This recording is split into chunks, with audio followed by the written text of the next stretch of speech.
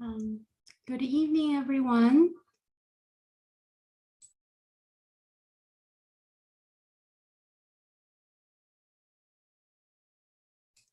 I want to invite the DRBU students to turn on your video.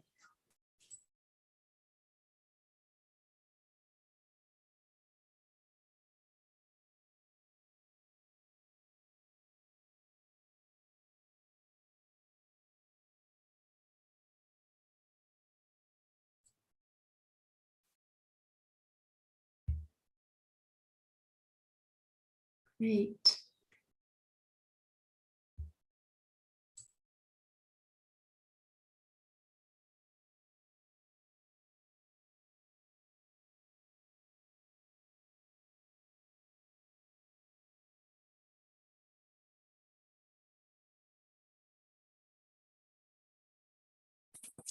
Stacy, you probably need to tell people how to go to the Chinese room. Maybe, do you know how to do that? I don't know. Yeah, I'll explain briefly.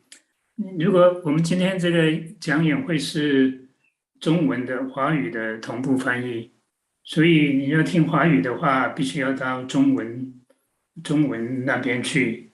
你在下头那个翻译那边有一个像地球一样，那你点一下那个的话，你可以选是中文还是英文。要听中文的话，你就点中文组，那你就可以听到中文的翻译。OK， 阿弥陀佛。Okay, you can go ahead now, Stacy. So thank you everyone for joining us tonight. Tonight we have invited a few of the graduating students from Dharma Buddhist University to each share a few minutes on their experience being a student at DRBU. DRBU currently offers 2 degree programs and 1 graduate certificate program. So we will start with the bachelor's in liberal arts, and these students have been at DRBU studying for 4 years now, and they have read text ranging from Buddhist classics, Chinese classics, Indian classics, Western classics, as well as math, science, music, and language. So in 4 years, they have studied and read and hopefully learned a lot. Today, our first speaker is Norbel Casas, and Norbel originally came from Southern California. So without further ado, I will invite Norbel to start.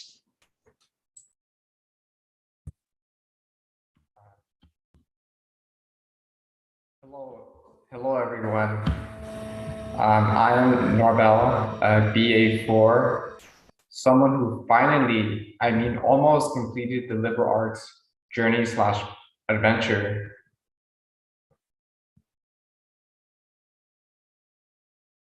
Should I pause for the translation or just keep going? No, the translation is simultaneous. So you can... really? Okay. All right. I would like to provide a brief introduction of who I am. I am a Mexican American and I grew up in Southern California. I found out about DRBU by almost a miracle. Again, this is the condensed version. I read a spiritual book that was non-dogmatic and it was explaining the world's spiritual traditions and the meditation techniques. It recommended the Shurangama Sutra as a reliable guide for the spiritual aspirant. I eventually got the time to study it on my own. It was super difficult.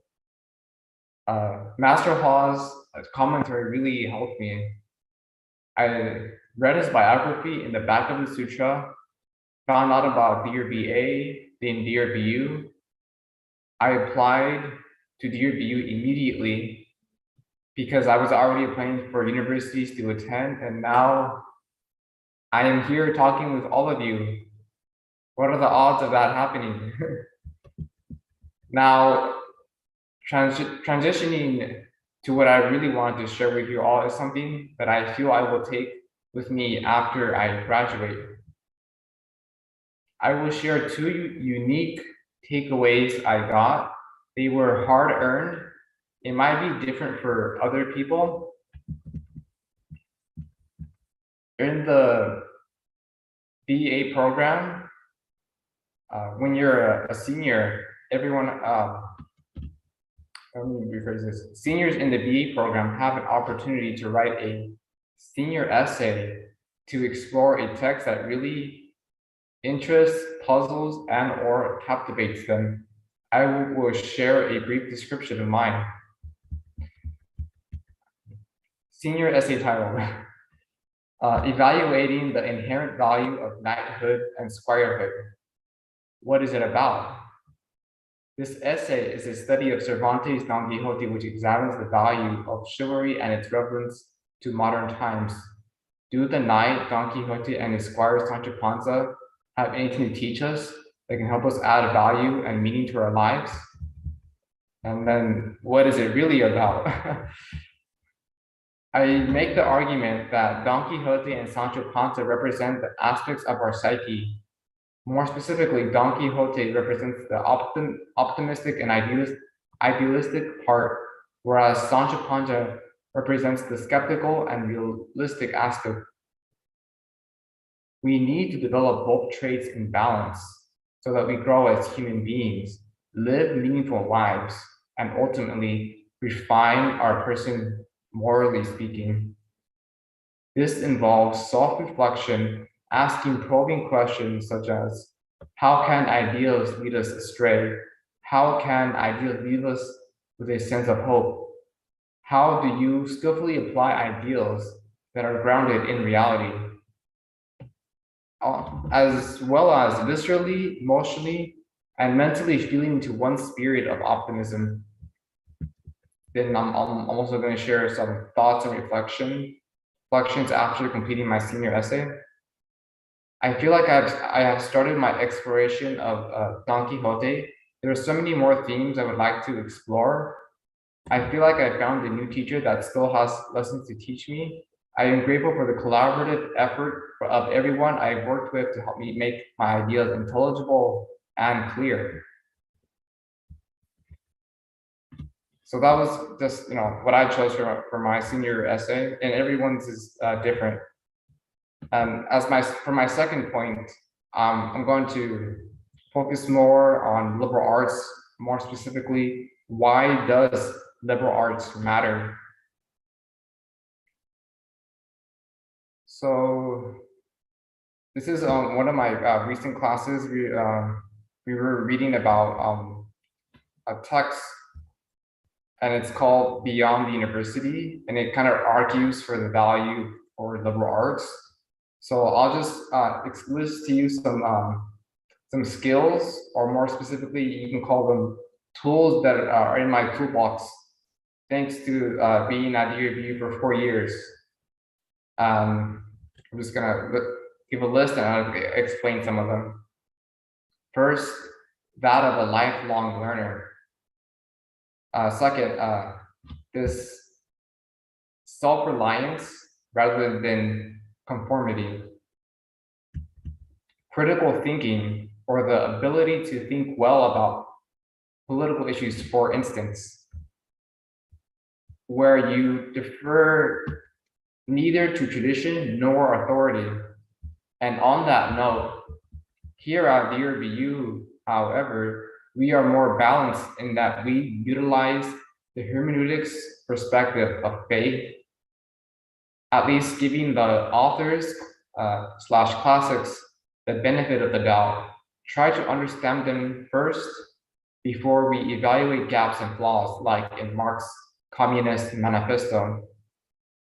And then the hermeneutics of doubt.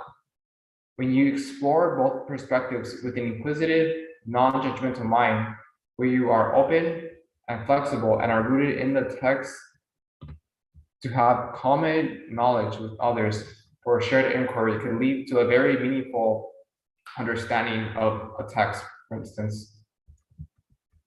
Thus, critical thinking is valuable in that it helps you avoid being deceived and gain perspective, and certain ideas will lose their grip over you.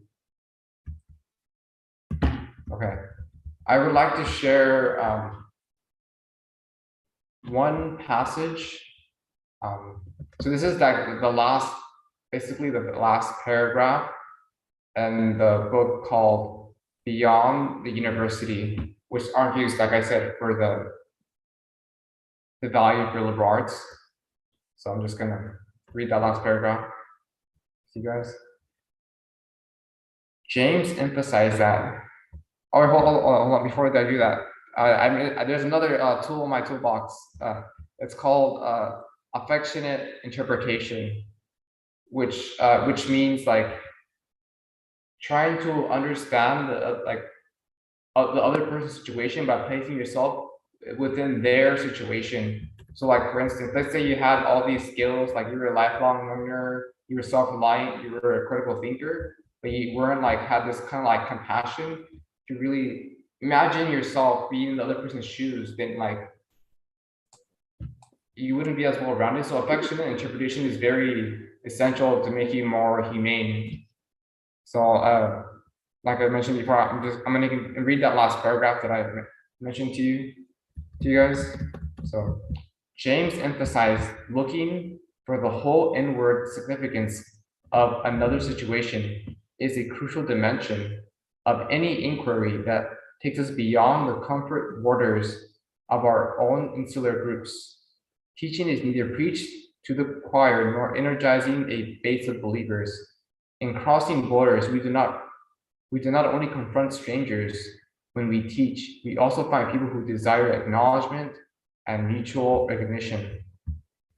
In doing so, we teach our students to become teachers of themselves and others well beyond their university years.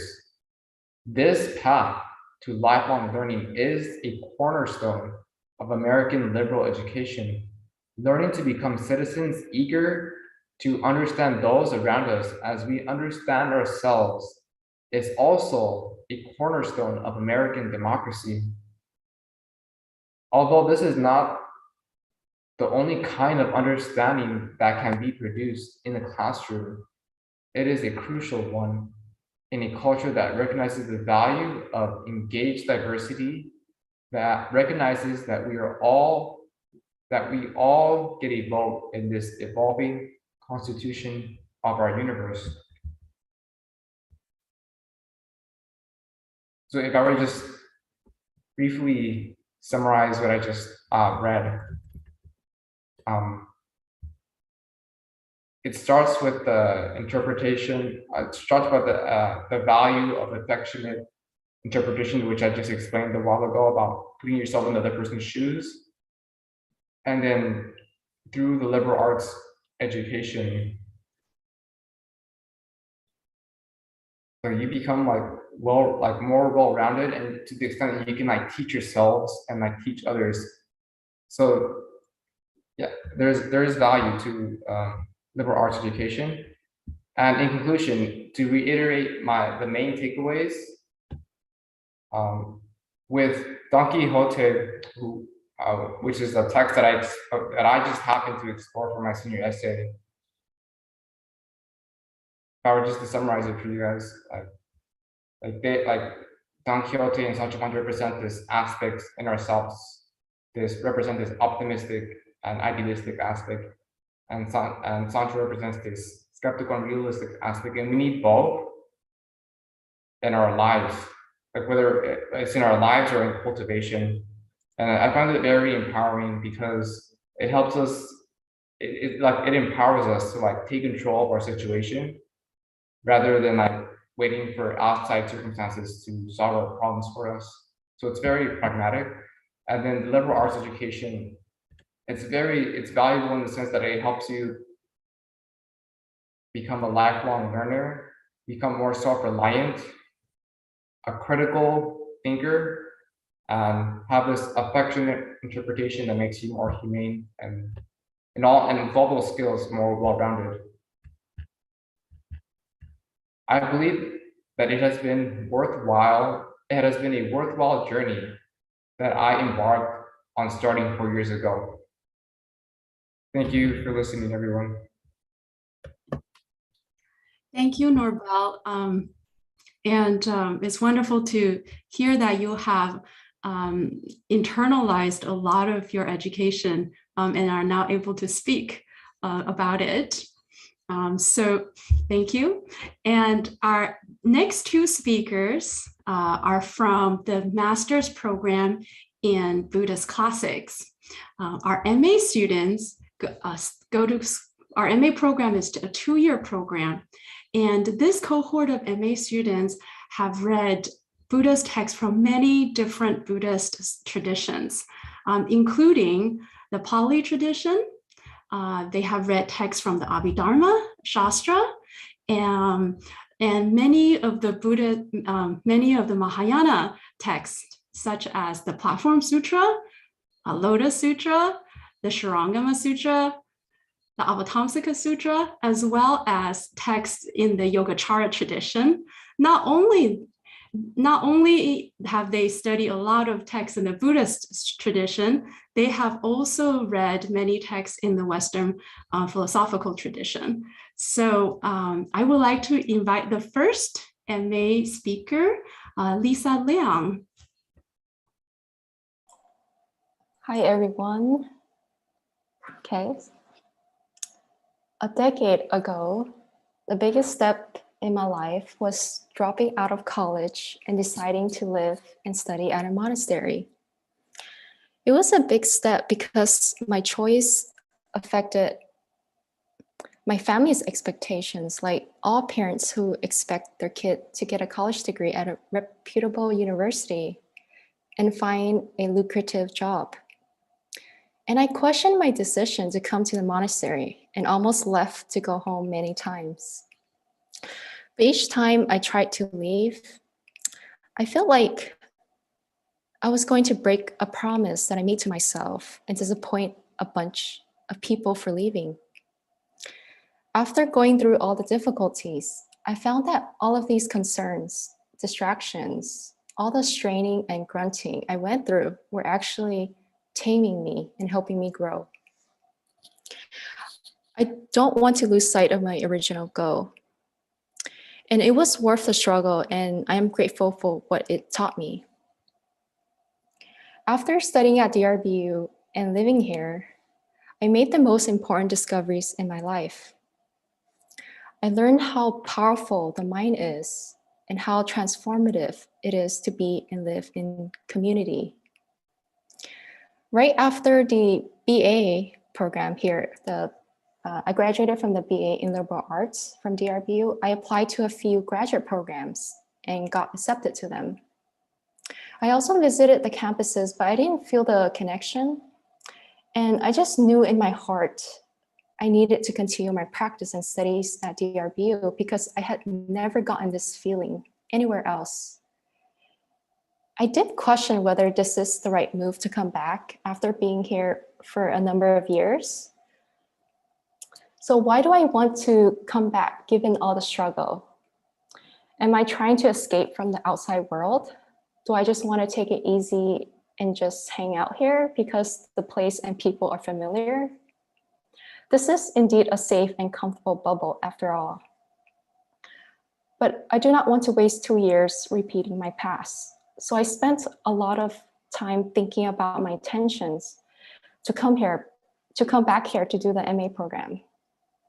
I wanted a fresh start, a new beginning in the MA program, and the extra year after I graduated from the BA helped give me perspectives and allowed me to set intentions for the MA program. But most importantly, it allowed me to set intentions for the future when I finish the MA program. And now I want to share a little bit about how transformative it is to be and live in community. Living in an intentional community allows me to become more aware of the afflictions and habits that I carry around. I see how I make things difficult for myself, and I see how I can make things easy too. It's a matter of shifting my mindset, attending to the joyful moments and positive qualities of mind, rather than focusing on the negative things, and having faith in the Buddha, Dharma, and Sangha. I noticed that practice helps me be less anxious, more connected, less afraid, more expansive, more joyful, more caring, and less selfish.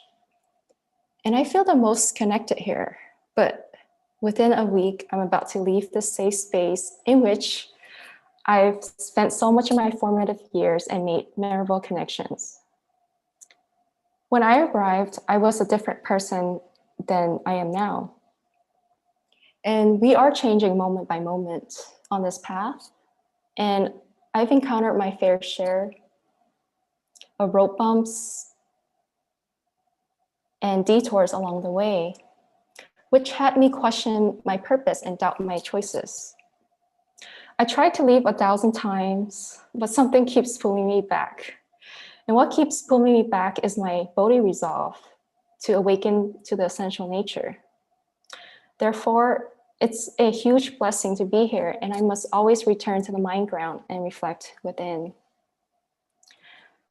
This is a place where I found the confidence to carve my own path in life, even though the path may not be smooth, but I know with confidence that it is the right path to go down, and it's something that I'm grateful for. This place is also where my dreams and proudest achievements have been made. It's been quite a journey, and I wholeheartedly embrace this precious opportunity to live, work, and study here again. And it's truly a great, wonderful feeling to play a part in building and maintaining Master Hua's education goals. Yeah, I really can't describe this feeling, so you have to experience it for yourself. So over the years, I learned that transformation takes place from the inside out. More recently, I've been turning towards appreciating the goodness of others. So that means less complaining and more gratitude. For instance, when I notice the wholesome qualities of others instead of focusing on the negative, I notice there's more space for joy, awe, and appreciation. And I can rest knowing the fact that this moment doesn't have to be any different than what it already is. I don't have to scheme or plan or let my insecurities take over my mind. This moment is enough, whether pleasant or unpleasant, and I can receive it without habitually responding. I also learned from reading primary texts that there is an expansive quality of mind that is endowed with limitless possibilities and capable of seeing far beyond what lies before me. This is not always so easy, and it's useless to study without practice. So I have to practice expanding awareness through metta or loving kindness. When practicing metta, I notice that these positive feelings are contagious. This is how practice helps me transform myself from the inside out, because my mind is now very smooth, even, peaceful, calm, wise, and skillful, not proud or demanding in nature, and so on. And that has a ripple effect in the outside world. This expansive awareness, radiating joy, is not something I can keep to myself, but something that pervades others, the world, throughout space, and even spreads to the activities of body, speech, and mind. Practice isn't about making a big show of it. Otherwise, I would easily miss this moment that is here, which is, as one of my professors said, this moment right here is full of joy, delight, and gladness. And it's easy to spiral into complaints and negative thinking. But when I am full of gratitude for the things that I do have, and for the blue sky, trees, water, and the meals on the table, then I don't have to dwell on the negatives, buy things to make me happy, complain about what is wrong, or even feel the need to scheme, because the expansive awareness is content as it is, since since it doesn't lack anything. Our professor in Lotus Sutra class constantly reminds us that we are good and beautiful inside and out, and others have this beautiful quality as well. So we have this huge sense of appreciation for our own goodness and the appreciation for the goodness of others. One of the themes we study in the Avatamsaka class is the 4 Brahma Viharas, or the 4 hearts.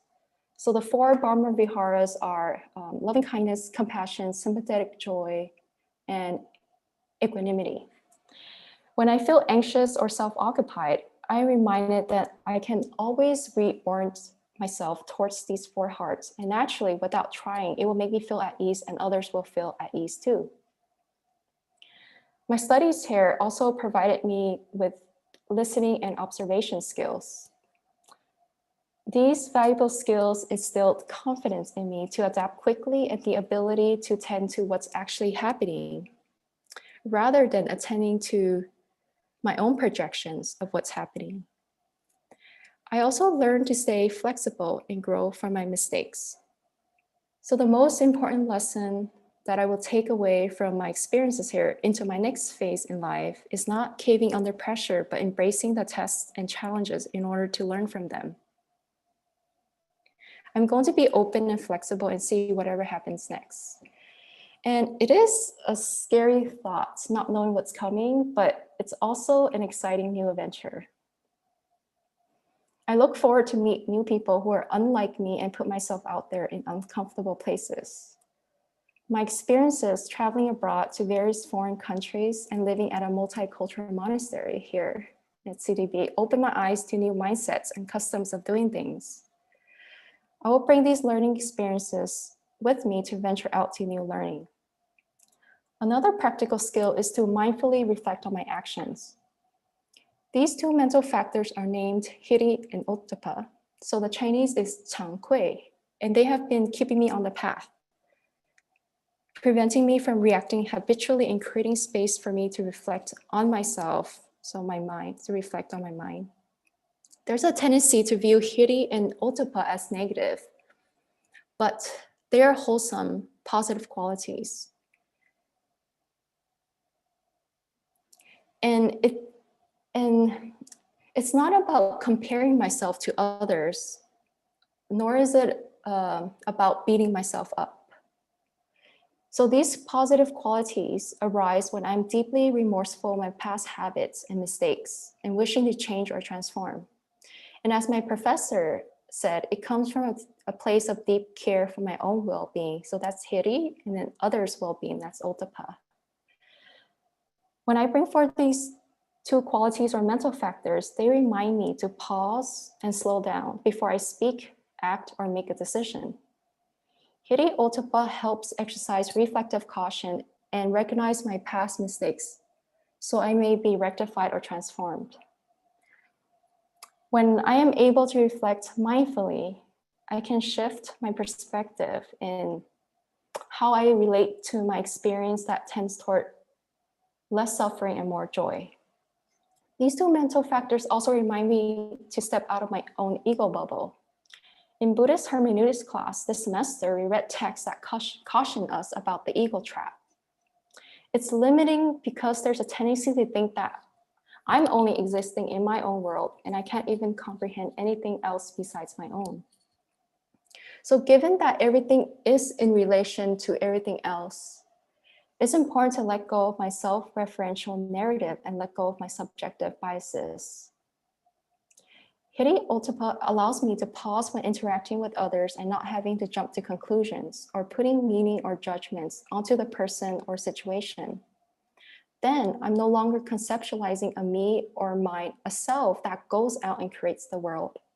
Rather than creating or constructing my world, when I leave this place, I can relax, receive, let go, and just notice, attend to, and even call to mind the positive joyfulness that each moment brings.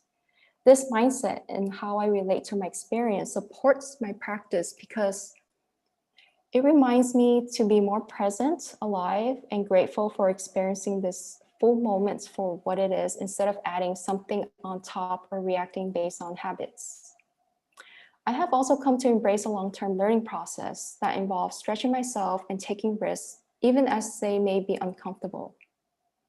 You may ask, what's next? So I've been thinking a lot about this move out of CTB, DRBU would look like, but I'm just glad to have this opportunity to recenter and refocus on the things that will lead me towards my goals. So what's next is leaving my sense of safety behind to gain fresh perspectives outside the safe bubble of this place. This would involve taking even bigger steps than I normally would to push me outside of my comfort zone. But something I need to continue working on when I leave here is making deeper connections, deeply listening to others and continuing to build relationships. How do I learn to listen to others? By trusting others more, tuning into their wish to be happy and listening to the intention behind their words. And this is not easy because of a tendency to dwell on the negatives, my own anxieties, projections, and needs. My transformation over the last 2 years and throughout my journey here at CTB and DRBU doesn't happen without the connections I've made here, the support and gratitude of this Sangha, professors, staff, and spiritual friends that gifted me with boundless care, love, resources, and scholarships from the university and donors. So now I want to end my talk with this quote by Bruce Lee to remind me of my future aspirations. So the quote goes, "Be like water, making its way through cracks. Do not be assertive, but adjust to the object. And you shall find a way around or through it. If nothing within you stays rigid, outward things will disclose themselves. Empty your mind, be formless, shapeless like water." So thank you for your attention and for giving me this opportunity to share in this space together. Thank you, Lisa, for that very heartfelt sharing. I'm sure you will bring the light you have found within to wherever you go. So next, we're going to have another MA student share, James Nguyen. So James, please. Hello, everyone. Thank you for the introduction. My name is James. I'm, like Lisa, another graduating master's student from DRBU. And I'd like to tell you a bit today about my own story as part of the DRBA community over many years, as well as my experience coming to DRBU and how it's helped bring me to new and different directions. I grew up going to Seat of the Dharma Room, one of the DRBA branch monasteries in Sacramento, ever since I was 12. And as part of that, I've been able to attend a lot of different Dharma sessions, 10,000 Buying Repentance, Amitabha, Earth Store, Chan, Guanyin, lots and lots of repentances. And while I've had a lot of chance to practice, I came to recognize that I still had a lot of gaps when it came to really understanding the Dharma, the meaning behind the words. I think back to the great 6th century meditation master Churi, and he described study and practice as two wings on a bird, and how they're both necessary in order to really help deeply both of them. The more that you can study, the deeper you can practice. And the more that you practice, the more you can enter the texts and understand them. And certainly, I've attended a lot of Dharma lectures over the years through CDR at Berkeley Monastery, being able to attend many of lectures from Reverend Shur, Marty, and Dharma Master Shur. And yet, there's a difference between attending a lecture for a couple of hours every week amidst when I was working as a work professional. I'd been spending 60, 70 hours working and trying to squeeze in a little bit of practice in the day, or attend a little bit of Dharma lecture to hold on to the flavor of that. And yet I can then contrast that to my experience at DRBU, when instead of me just trying to squeeze in a little bit of study, the study was now instead the entirety of my life. It was the focus of how I was spending my days. And I was being able to spend it directly with a lot of these primary texts, with Avatamsaka, Shurangama, Lotus, Vajra, Heart Sutra, Sixth Patriarch, and many, many more, spanning a variety of different traditions. And not only was I able to deeply study these texts, I was doing it with experienced disciples and teachers who help guide and explore those conversations. To discuss these texts with fellow other practitioners like Lisa, we had many rich conversations. I think it's very interesting that I may read the text, and yet Lisa or one of our other MA classmates would have a very different lens, a very different perspective of how they read those very same words. And I think having that kaleidoscope of perspectives helps me break out of my own attachments to self. Because we're often inherently trapped within the narcissistic lens of ourself. We only see the way of the world through the way we see the world, which is through this eye. So, but when we can engage with others who then help expand that, maybe it helps us get past the eye and open up our heart and open up our mind. So in addition to reading these texts with the teachers, with other students, there's also finally, as I started off with, the practice itself. I think one of the things that made the DRBU experience unique is how grounded in practice, they try to couple the academic rigor.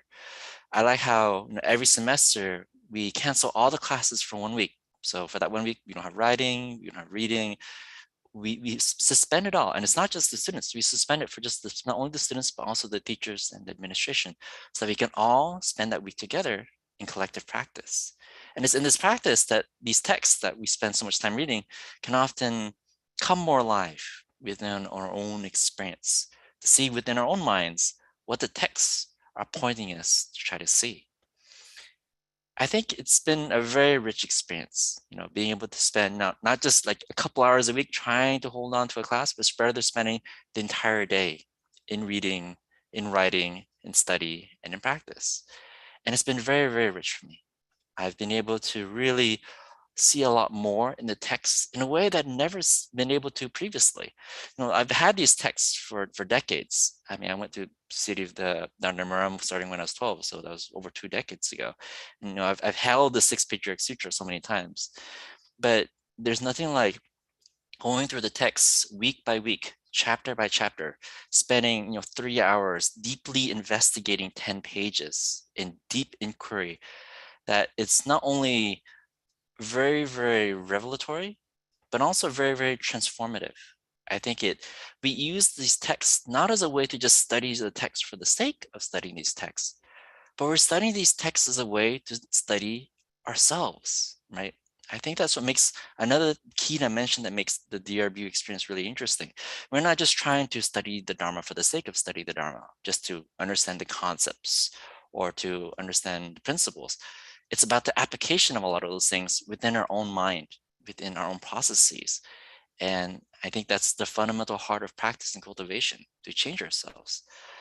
Because if we don't change ourselves, then that's rather the heart of the whole exercise.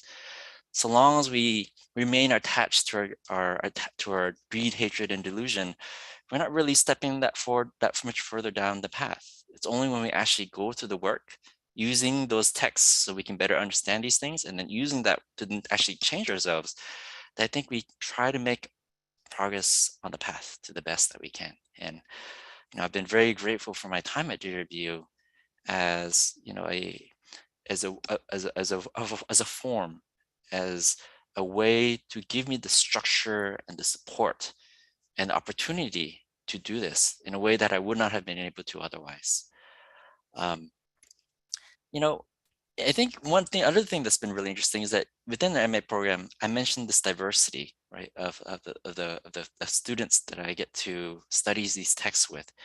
And you've got people from all sorts of different backgrounds. Some people are coming straight from the undergraduate program to the graduate program. Myself, I used to be a working professional. I spent a good number of years working in business consulting as well as in software marketing and industry.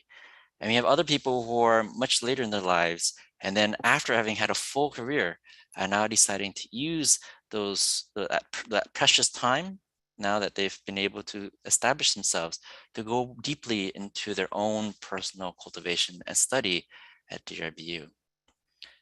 And I think that diversity has really made me, again, help me get out of my own echo chamber of self and more deeply look into what these texts are trying to help us move closer towards greater understanding and greater compassion. when I drive to DRBU to go to class, I see the gate, and I know I have to go through the side tour. I can't quite go through the gate yet, but I see that gate all the time. And I see right there in the middle, we have CTDB written there in the middle. And on the left-hand side of the gate, we have Tathagata Monastery. And on the right-hand side, or left-hand side is Tathagata Monastery. But then on the right-hand side, we have Dharma Realm Buddhist University.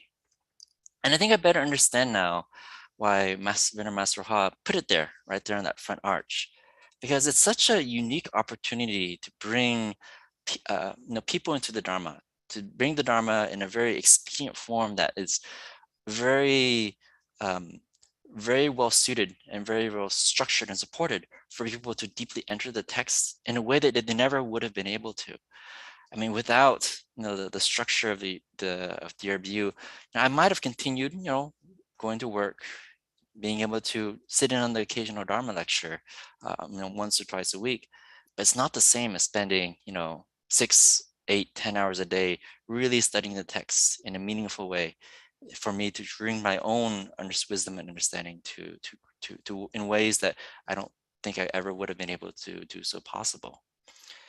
And as we think of bringing the Dharma to the West, I think there's something very meaningful about how, in the end, these are all expedient forms, right? The words are just a raft to help us get to the other shore. And we can also think of DRBU as just another expedient form to help bring Dharma to new people, to new audiences, and in a very accessible way. Because, as part of the Bodhisattva path, we carry on the spirit of Venerable Master Ha of bringing liberation not only for ourselves, but for all living beings. So if any other chance we have a chance to, anytime we have the opportunity to bring Dharma, whether it's in the form of like an assembly like this, or in the form of a university classroom like DRBU, I think it's all very rich and very wholesome in helping people uncover their inherent wisdom and bring themselves one step closer to really understanding things for themselves and for all that is. And for that, I've been very, very grateful, and I hope that for some of you listening today, that you may find that this may also be a fit for yourself, a family member, or a friend. For those for whom it's an appropriate fit, I think it's a tremendous opportunity to help bring people to new places in their practice and in their understanding that they wouldn't have been able to possible otherwise. So with that, thank you very much for your time this evening. Thank you, James. And I think it's really clear how meaningful it is for you to read and study these texts during the MA program. And listening to James, it reminded me of one of our graduates, something that she said once. She said that coming to the MA program, the 2-year MA program at DRBU, is a gift that she has given to herself. And with that, I would like to invite our last speaker, Grace Wu. And Grace Wu will be graduating from our graduate certificate program in Buddhist translation. So Grace. Everybody shared the story of how they end up being at DRBU, so I think I would share mine. A few years ago, we were just walking past the Gold Wheel Monastery in Los Angeles.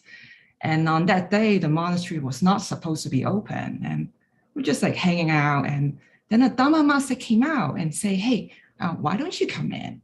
And so we're like, okay. We went in, she showed us around, we went to the library, and then she found out that I'm originally from Hong Kong and I'm fluent in both English and Chinese. And so she said, well, have you considered translating the sutra? And I think that planted a seed in my mind. I came to the Dharma a bit later. I actually grew up in a very Catholic family. My brother is actually a Catholic priest. But I found the Dharma and I came to the city of 10,000 Buddha in 2018. And it really hit me. I have this feeling that I have found my way home. And so I have this idea, forming this idea that I really want to focus on cultivation. I have been working for over 25 years in corporate America, and I felt it's just time for me to turn a new leaf and, do something else. And I can tell you all sorts of reasons why I choose a translation program, but I thought about that it will be nothing more than 打妄想. It's actually false thinking. And the only reason that I can come up is that there was a seed that was planted either that day at Golden Wheel or sometime long ago that I've forgotten.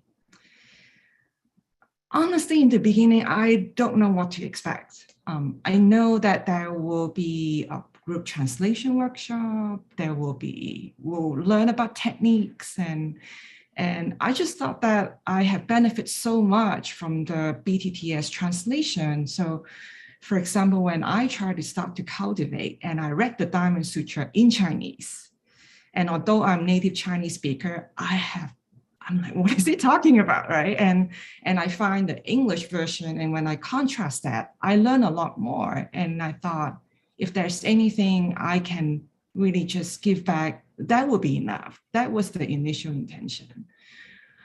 But quickly, when I get to the class, I find out that's a lot more than that, because the first question that struck me is, I'm not enlightened. So how am I ever going to translate this text? So take that word that I used earlier on, 打妄想, for example.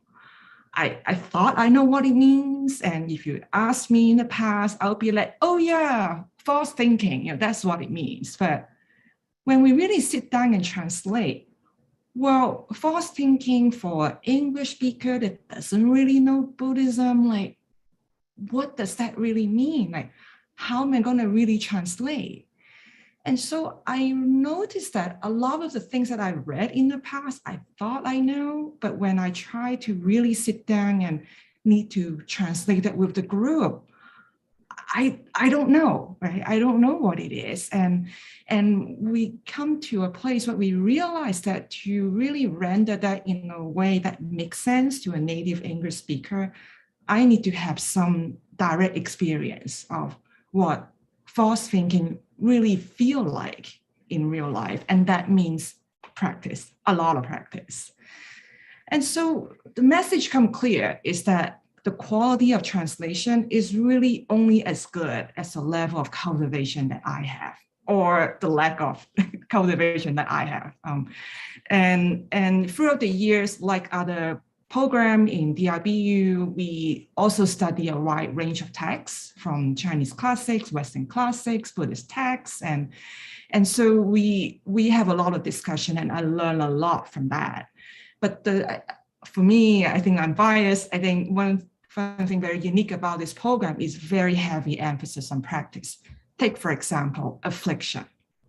Okay, affliction, okay, great. So we study affliction and learn that in the Yogacara text. But what we go down is that we spend a week. We have to watch our mind and figure out what is this particular flavor of affliction that each one of us have. For me, it's pride, okay? I will share with you. So, and then we'll talk through that, right? And that really helped me a lot to really understand this mind that I have and what am I really working with. And then with that, there's also another element of cultural differences as well, because we're going from Chinese text to Western text. And it will be so easy if we can just do a literal translation, like the example I give you to you right now. But sometimes there are a lot of nuances.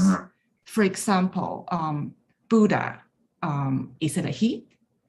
Maybe a Chinese speaker thought that's no problem. Buddha is a he.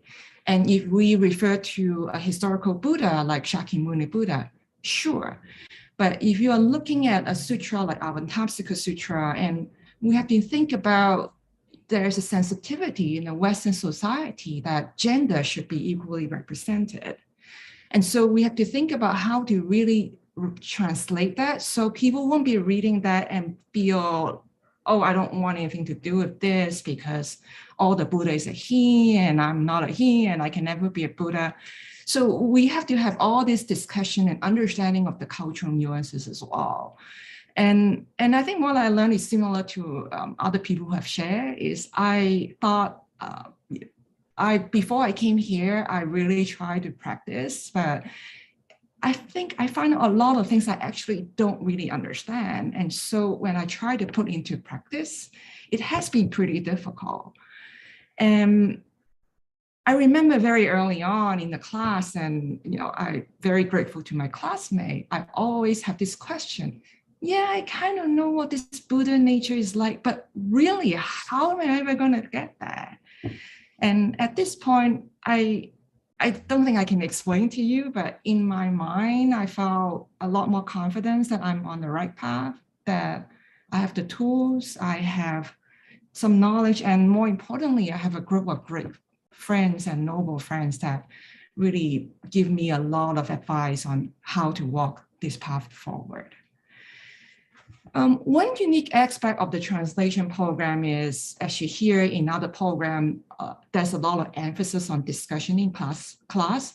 We have that, but we actually spend 9 hours per week in group translation workshop. And that provide a very unique opportunity, not just in translation, but really understand how our mind is working. So I can share this in the beginning. I think I can say that for everyone. I want to know how to do the right translation. I want to know what is the best translation, because all this, without the translation, the Dharma cannot come to the West. And then slowly over time, I find out in a group discussion, when we get down to translate, we all have different idea of what is right and what is best. And we even have a discussion. Sometimes it's really interesting when we couldn't agree. We will say, well, what did Master said? That must be the right one. Or lack of that. Okay, what about Qingnan Fashi? Let's look at some commentary in the past. What is that? And I find out sometimes I observe myself when I say, maybe Master said that. It really is no more than try to prove that I'm right. Try to push my idea. I think I have a lot of bad habit coming out working for so many years in corporate America, is that I need to present my case as strongly as possible.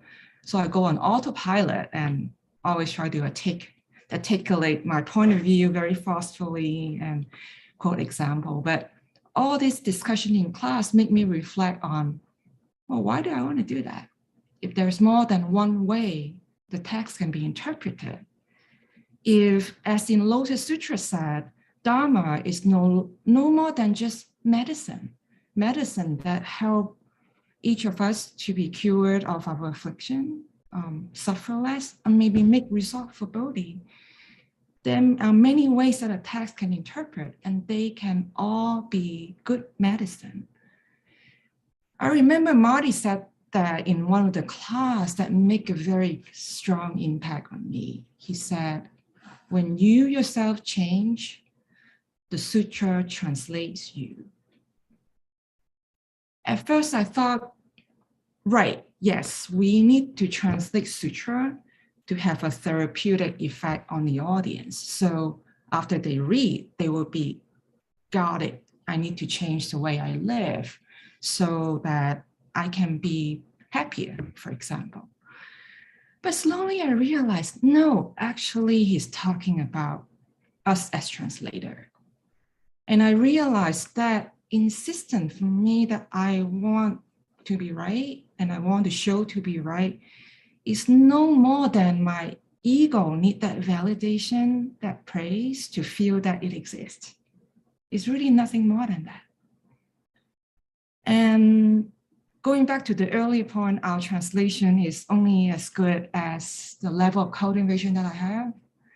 And I think what I learned is it's less about acquiring knowledge. It's really more about letting go of my preconceived notion, listen to others. There are many ways to interpret a term. And I don't have the Buddha mind, but I have this experience in a group and we discuss and someone will come up with something, we'll all say, yes, that's it. And we can explain why. but we felt that's our glimpse into our Buddha nature. And that is really the best chance of getting a good translation, is really through this kind of group effort.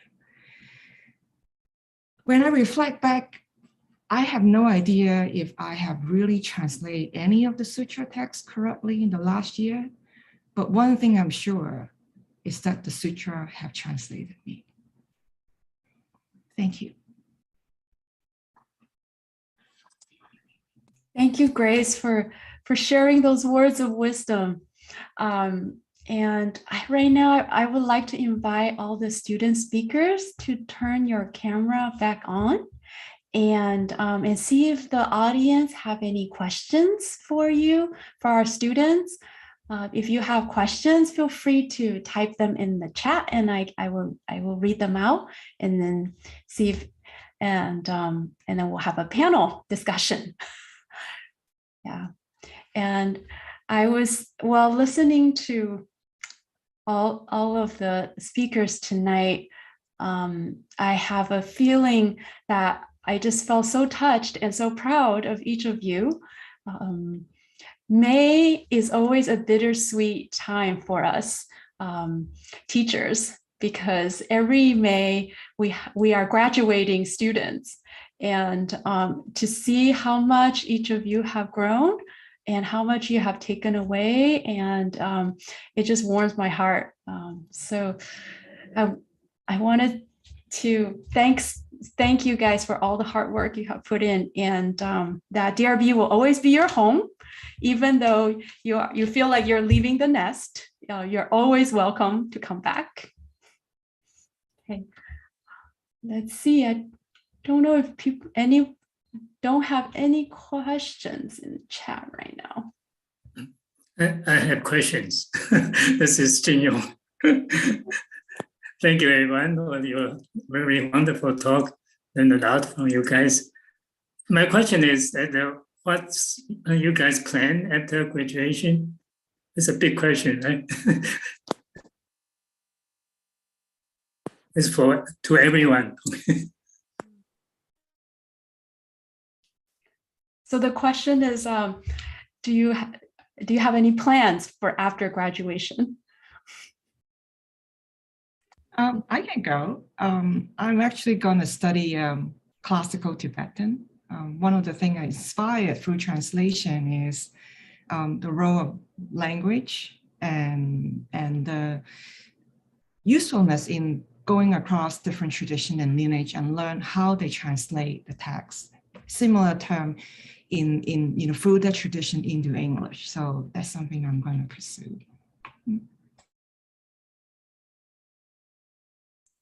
I can follow. I will be spending some time after graduation to take on, for a couple of months, to do some personal projects, some personal practice and personal study.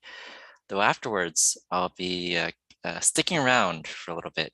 I've agreed to, I'll be doing a fellowship for DRBU as part of the outreach team to help continue to share the story of DRBU and help invite others for whom DRBU may be a similar fit for their own personal practice development, to learn more about the program and see if they would also like to join.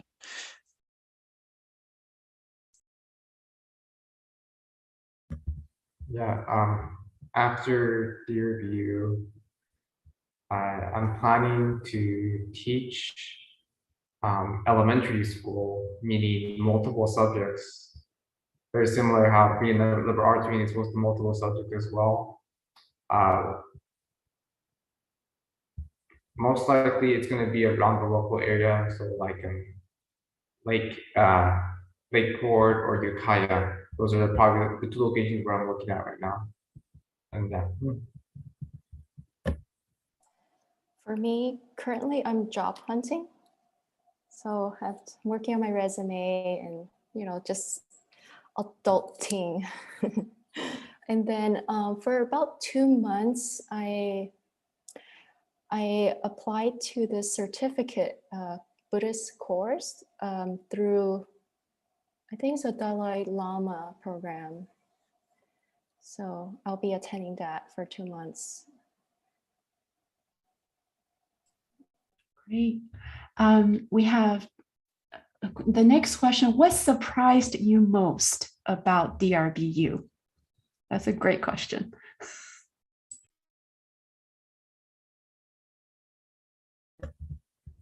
Yeah, I can go.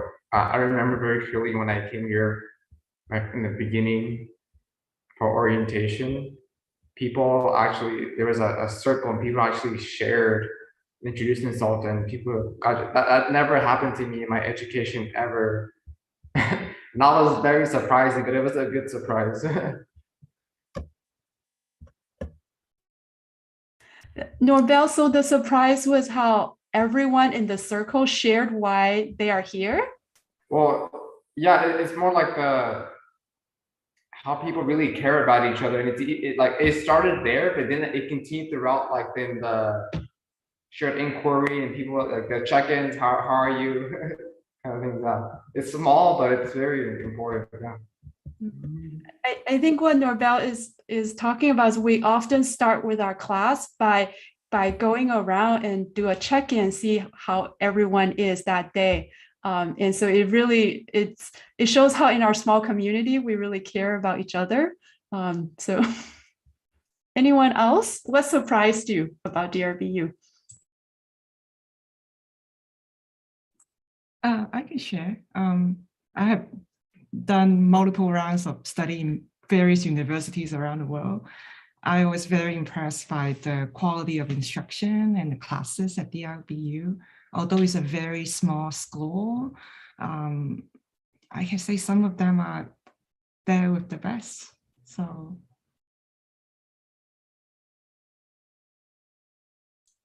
For me, it was, shall we say, feeling what it was like to have both wings of the bird flap.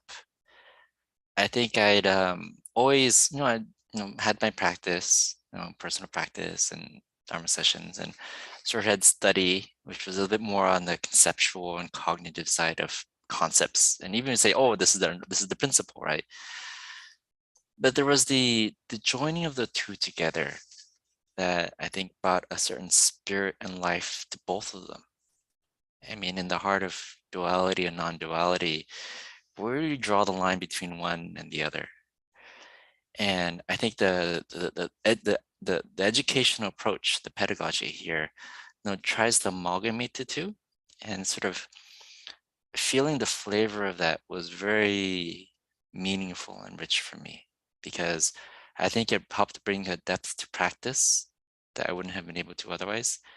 And it brought an insight of understanding that also I wouldn't have been able to do otherwise, without really bringing both of those two together. And I think that was very, very meaningful, and not what I heard the pitch, right? So that's certainly how DRBU talks about itself all the time, right? But I suppose it's until, was it, you don't know how cold the water is until you drink it for yourself. Similarly, I didn't really really appreciate the flavor of that till I, shall we say, tasted it for myself. So that was a very worthwhile surprise. Yeah, I'll echo James. So DRBU, what surprised me is that DRBU's approach is very holistic. So the programs here engage all aspects of a student's being. So that includes the body and the mind. So it's not, the program is not merely intellectual. So, oh yeah, so the previous contemplative exercise we had was on Chan. So that's very contemplative. But the previous contemplative exercise we had was on bowing. So that actually can be a workout. So we're working out our minds and also working out our bodies. So. Great. The next question, Alan Huang asks, since you are graduating, what would you say to new students who would be coming to DRBU? Could you please answer it in a few sentences? Thank you.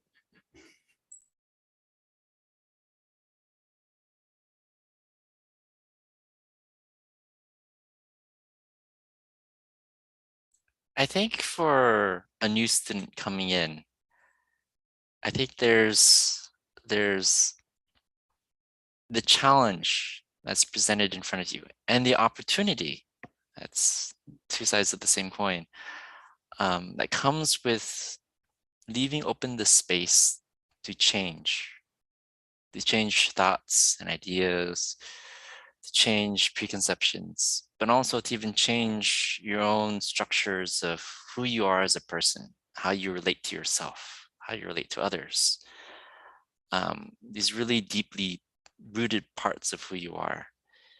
And, it can be really unsettling, if not terrifying, if not irritating, if not frustrating, going through that. As rich as going to DRBU was, there's the times that are really fun, and there's the times that are, shall we say, not so fun.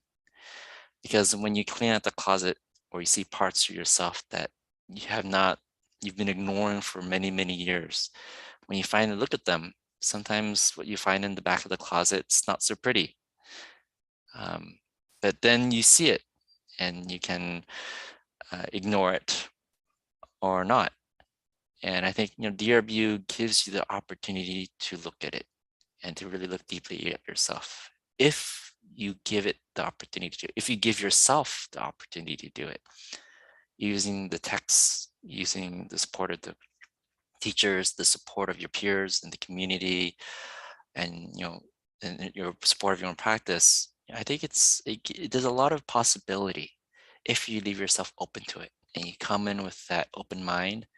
Maybe even more importantly, the open heart to take that through all its ups and downs. But I mean, what else is there to do but to do that?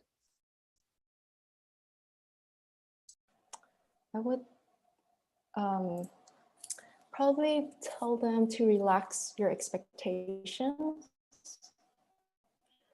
So there, like James said, there's going to be rough patches, and people have strong opinions. I mean, this is true anywhere else. People will have opinions, and sometimes people don't react well when someone challenges their views or questions them. And there is no problem asking questions. It's actually encouraged to challenge other people's views. So yeah, that's just something to watch out for. And when we challenge others, we want to do it in a respectful way. And when we do so, if they react, then that's their problem. So if I were to say something offensive to someone and they get very angry at me, or it's very offensive, they get offended. So, but it's just words. So people are I guess, entitled to have another perspective. And then that situation allows me to question, why am I getting upset? Why am I feeling defensive when someone challenged my views? And then another advice would be, you can come at this program through a purely academic lens. So you can have just pure scholarship without any practice, and then you're constantly grasping at concepts, and it would just be like empty talk. Or you can come at it through faith-based approach, and it's okay to have faith in something, but there should be another layer. So I guess DRBU helps kind of explore the depths of, why do I believe in this? And it allows me to questions me, how does this work? And it offers a mechanism or like a possible route. And lastly, the third advice is take it seriously, like take the program wholeheartedly, not half-heartedly. And then it will transform, your whole being, and it will make your time more worth it, and not just, not having a goal or aim when you're here. So that would be just wasting time. And yeah.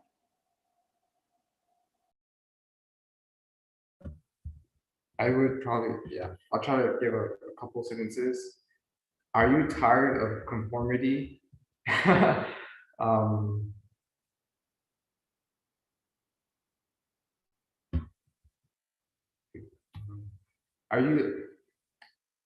if you look at most other universities, places, they usually, most people are just purely interested in just seeking profit.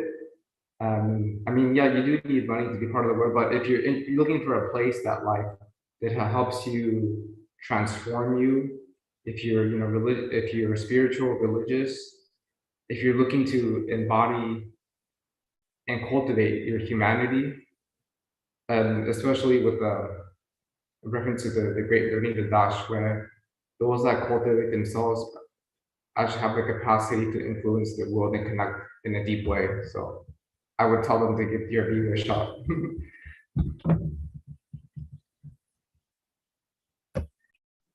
I'll just add a quick, I echo everyone said that, you know, it will give you a lot of opportunity to see really what is in your mind. I think what, you know, if there's one thing to keep in mind is to have a sense of humor of what you see, both in yourself and in others. I find myself really funny when I look at my mind. And that's how I can be able to get past that and not be, you know, not dwell in it. So. Great. And we had an earlier question that was given in Chinese and the English, which Ellen helped translate.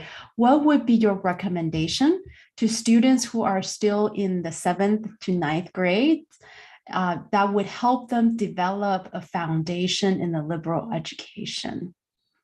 So for someone who is still probably in junior high school, what advice would you give them and how they can develop a foundation for a broad liberal education? I would give a couple advice.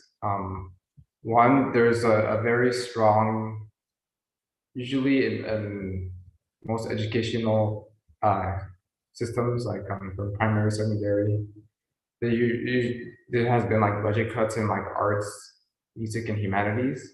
But like there are valid arguments that we really need them to really help cultivate the person. So maybe, you know, have an appreciation, just, you know, investigate them, you know, but don't do it just for the sake of doing it, just like be genuinely interested. Other is like start making connections between the disciplines and start really wondering, instead of being given the answer, really knowing why, like why your things done. So I would take the to the next level. And if the I'm not sure if what the seventh through eighth graders reading level is, but like I would recommend them a couple books that would actually talk about the value of liberal arts. So if they're interested. I want to interrupt at this point. I think the person who asked this question is from China. So, and we have next 2 weeks, we have girls' school graduate students are going to share their experience reflection. Okay. That will be probably a better time to answer this question. You know? So maybe we'll move on to the next question. Okay, so the last question here, what is your vision for DRBU in 5 or 10 years? What will be the differences from today's DRBU? How will it be different?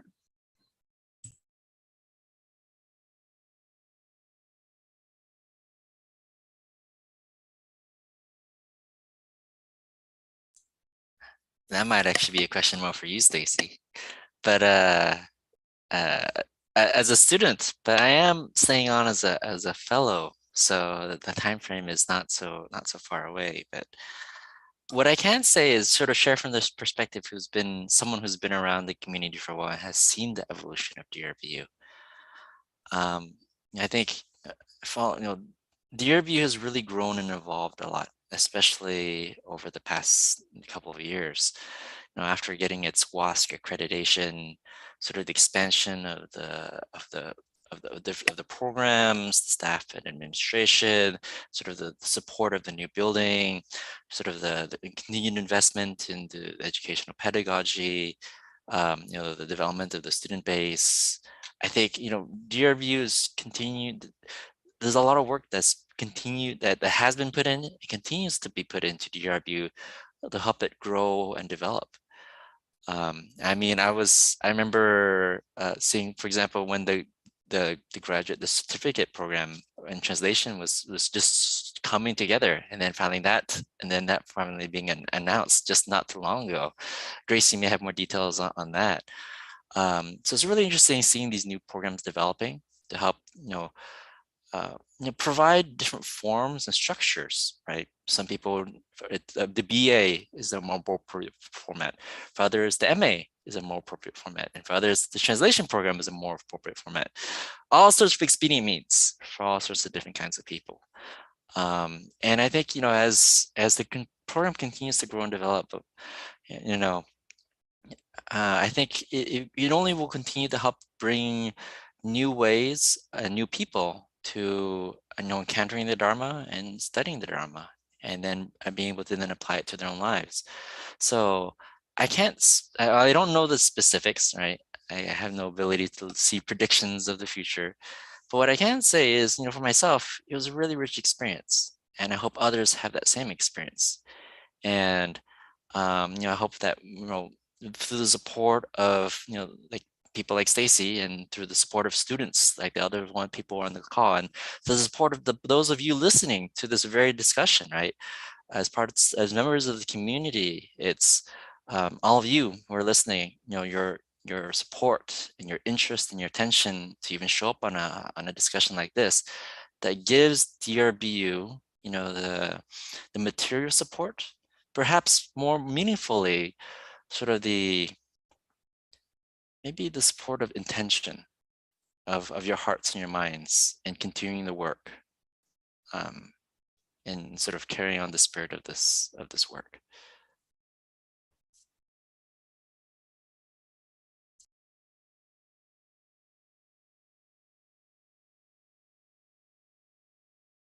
I don't have anything to add, but I just wish those of you who are listening, I hope that either you or someone that will be part of the DRBU community in the next 5 to 10 years.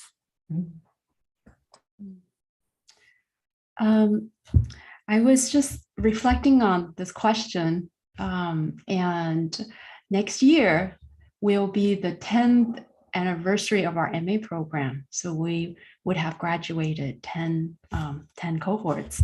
And I think time passes by very fast. So it's very hard to say 5 to 10 years sounds a lot, but actually it will arrive very quickly.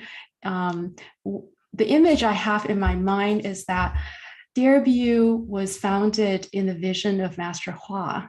And in a way, DRBU is like a beacon in the world, and it's drawing a lot of people who would like to study the Dharma, who like to practice the Dharma, and develop their own inherent wisdom. And through their times at DRBU, they find more about themselves, and they bring the light that they have developed here out into the world. And so in this way, I see that every year, DRBU, through Shifu's vision, is sending light out into the wider world. And as time goes on, that light is going to grow brighter and brighter, and that Shifu's Dharma is going to make more long-lasting ripple in the world. So that's kind of probably a poetic imagery that I have. I don't have a concrete vision of what DRBU will be like in 5 to 10 years. We have one more question. Maybe after years of studying in DRBU, do you feel you learn more knowledge or more about yourself? Yes.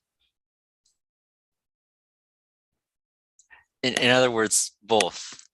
I mean, we look at these texts, and there's at some level using them to understand the principles, right? Learning the mechanics of the Yogacara, and feeling seeds arise from my 8th consciousness, percolate to my 6th consciousness as I engage with different senses. I mean, you can look at a lot of these concepts and understand the mechanics of these concepts. But then the second part is then actually seeing that within your own process, to see, oh, I'm feeling anger arising. Oh, I'm feeling jealousy arising. Oh, feeling and experiencing that. So it's not just sort of a conceptual thing that you read. And yes, that is useful knowledge to have learned that. But when you can actually not only see it within your own process, but perhaps even use that as a way of, oh, I'm feeling angry. Maybe I shouldn't say that right now. Maybe I'll try to practice a little bit of patience. I think that's where the learning comes alive. And when it comes alive like that, then again, going back to like studying Yogacara, it's no longer just some abstract system that you're reading on paper. The conceptual learning becomes that much more real because you can then refer to that from your own direct experience. So whether we say conceptual learning or whether about the concept or just learning more about yourself, perhaps in the end of the day, it's just understanding. And however we can use that understanding to bring us maybe one step closer to the true understanding, which doesn't even have the mark of being true, to just see things as they are, and to hopefully use that to help ourselves and to help everyone else. Great. Since we only have 2 minutes, I'm going to read Fajish's question. Are all 3 programs available to international applicants? Where are some of the places around the world that DRBU students are from? So currently, only the 2-degree program, the BA and the MA, are open for international students to apply. The graduate certificate program is not yet available to international students. And this year, some of the places, some of the countries that our students are from, Nepal, Sri Lanka, Singapore, Malaysia, China, Canada, Argentina. I might be missing a few, but next year, recently we have accepted applicants from Russia, from India, from Australia, from Vietnam. So these are some of the countries that DRBU students will be coming from in the future. With that, thank you all the graduating students for participating, and thank you everyone for coming. I would like to invite Alan Huang to help lead a transference. Before that, I want to make an announcement. For the next week,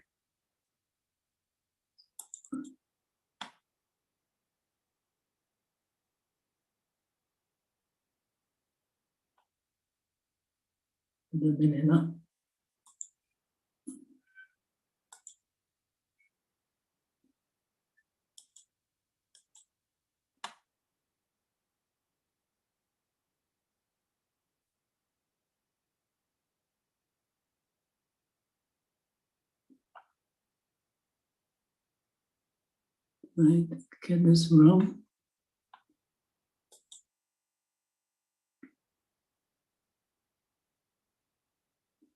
I thought I have the girl students. Sorry. Okay.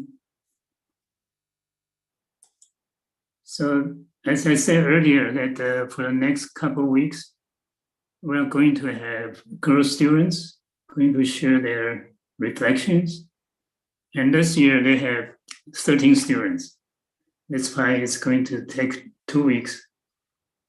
This next Sunday, there'll be like 6 students, and following that will be 7. And by the way, I believe DRBU students, there are more students going to report in June, middle June 19th. if I'm not mistaken. And if you want to know more about DRBU, actually last week, Dr. Susan Rounds, the president, gave a very extensive speech, and it's on YouTube. And if you missed that one, you probably want to go to watch the lecture, and you'll know better more about DRBU. Okay, so with that, we can, Helen, you can lead us to dedicate merit.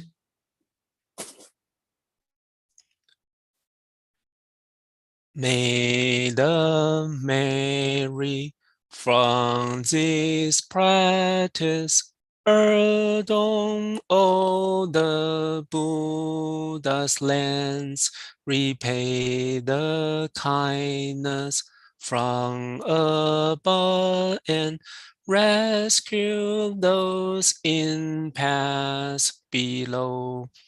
May all who see or hear all this resolve upon awakening, and when this body meets its end, be born together in the land of bliss. Do you have pause?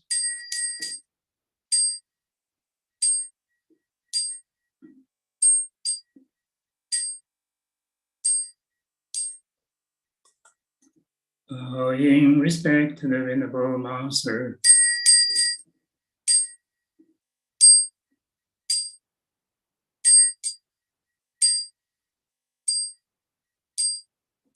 thank you again for the four speakers and best wishes for you guys.